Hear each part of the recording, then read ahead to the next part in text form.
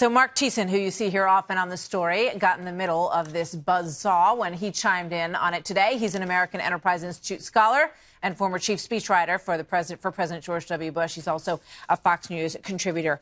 Mark, why did this incite you? Why did this make you want to dive into the middle of this and give your own opinion?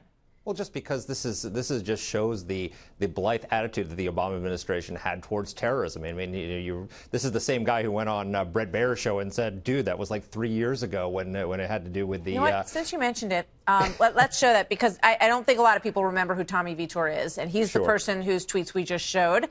So here's that piece with Bret Baier a while back. Did you also change attacks to demonstrations in the talking points? Maybe. I don't really remember. You don't remember? Dude, this was like 2 years ago. We're still talking about the most mundane it is the thing process that everybody is talking about.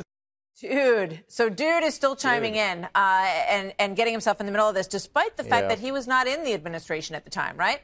Yeah, no, but Ben Rhodes didn't confirm it either. I mean, look, dude, Qasem Soleimani is a terrorist. You know, he tweeted one of those tweets that Trace just showed. He said that he called him an Iranian political leader. He's not an Iranian political leader. He's Iran's Osama bin Laden. This is the guy who runs the Quds Force, which is their premier terrorist organization that funds all of their terrorist proxies around the world. This guy is the one who is running the Shia militias Iraq during the Iraq War, providing them with advanced Iranian roadside bombs, armor-piercing bombs that killed thousands and injured thousands of American soldiers, including Sergeant Bennett, who's going to be on shortly. I mean, this is a guy. He blew up a Jewish cultural center in Argentina. This is the guy who was running the operation. They were going to assassinate the Saudi ambassador by blowing him up in a restaurant in Washington, D.C., an attack that could have killed hundreds of Americans. This isn't some political leader. This is a terrorist. He has more American blood on his hands than probably any living terrorist except for maybe Zawahiri and al-Qaeda. So getting rid of him wouldn't have been destabilizing, as Vitor said. It would have made the world a better place. Yeah, I mean, is it accurate to say that, when you see the chance of death to America in the streets of Tehran and other cities in Iran, this is the man who carries that out?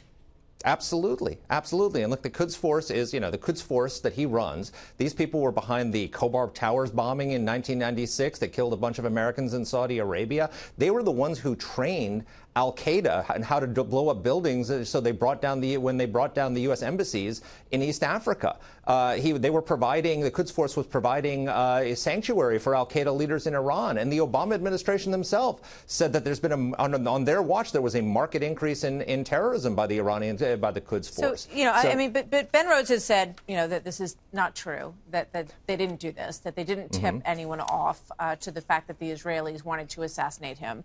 They've also pushed back on the Cassandra Project story. They say it is not true that they basically took the gas pedal off when it came to the Project Cassandra effort, because the Hezbollah drug running and money raising effort for their military operations.